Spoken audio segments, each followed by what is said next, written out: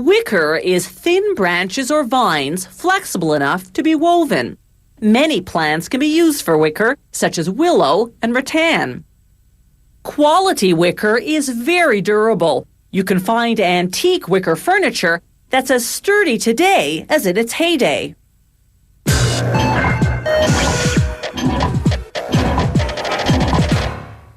The oldest piece of wicker on record dates back to 1400 BC. Archaeologists discovered it in Egypt, where in ancient times people used wicker chairs. Hand-woven wicker furniture was the rage in Europe and North America in the 1800s. To meet this demand, trade schools churned out master wicker weavers. But by the 1930s, manufacturers developed a paper fiber to mimic the look of wicker and large mechanized looms to do the weaving.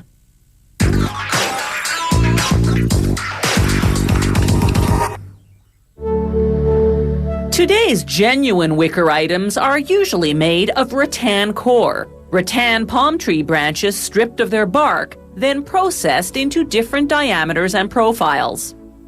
At this workshop, they use a manual loom to weave wicker hampers. Taking what's known as flat oval rattan core, flat on one side, rounded on the other, they run horizontal strands through vertical strands in an under and over pattern, working between the hamper's wooden frame and its fiberboard lining. They keep the vertical strands taut by tying them to weighted ropes.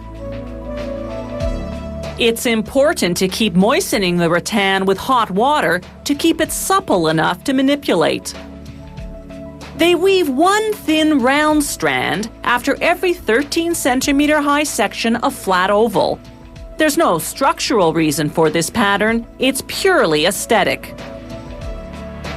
A wicker wastebasket begins with a base that dictates the shape. They insert vertical stakes of round rattan core along its perimeter. Then below the base, bend each stake over the next, then under the one after that. This forms what's called the foot border, a bottom rim that holds the base securely in place.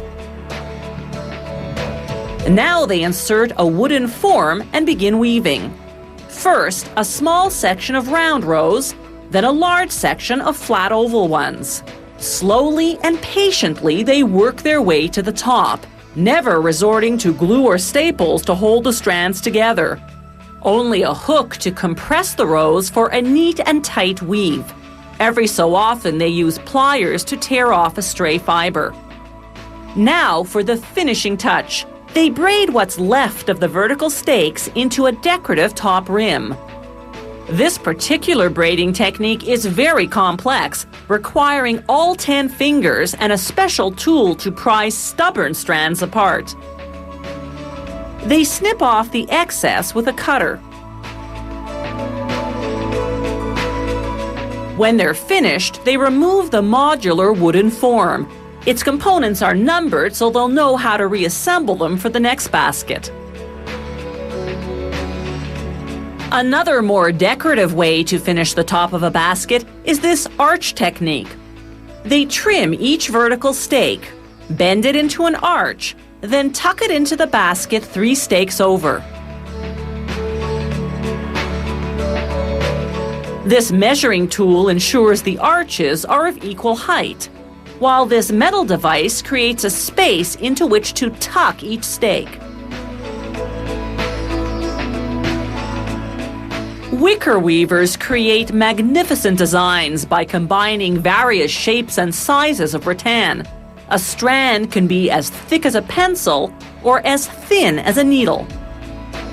While this doesn't quite fall under the category of wicker, it's not uncommon to see wicker workshops use other natural materials.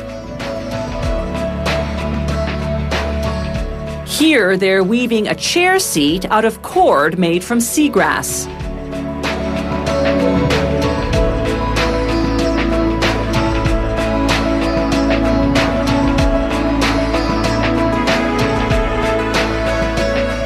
There's also wicker seating material.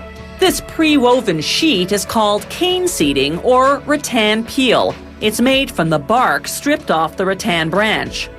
First, they force it into a groove in the chair's wooden frame.